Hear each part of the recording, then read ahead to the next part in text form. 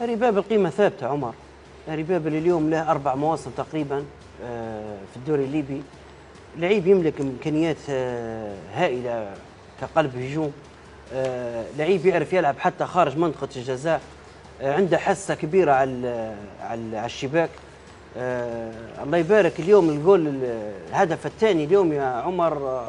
كأنك لاحظت أنه حط الكرة في مكان يعجز الحارس انه ما يتوقعهاش بك، لان اللعيب اللي واقف قدامه هو اتجاه المرمى، حطه في الجهه الميته في القائم البعيد، الحارس انشل ما عادش عرف شنو يدير. رباب مستواه قاعد كل يوم كل مباراه افضل مباراه. تاقلم مع جماهير البيضاء، انسجام مع الرياضيين كيف ما قال لك رياض.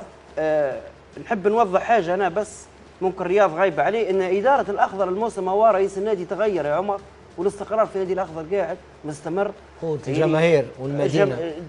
طبعا النادي الوحيد في البيضاء هو الجماهير كلها خلفه، الدعم كله له هو.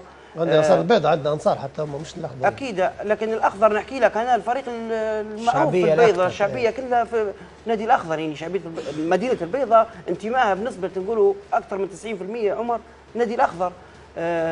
ما ينقص الاخضر كيف ما قال لك رياض، يعني المصروفات اللي يصرفوا فيه حاليا والانتدابات اللي يجيبوا فيها، وبالفعل يعني الاخضر حتى المهاجم الاخر اللي مع رباب اللي انا اسمه بس الافريقي الاخر اللي ما حتى هو يا عمر لعيب غريب بك، لان تو صح ممكن ما هزش الشباك، لكن لعيب فعال يا عمر. دار اسيستين اليوم غريبات بك، عرفت.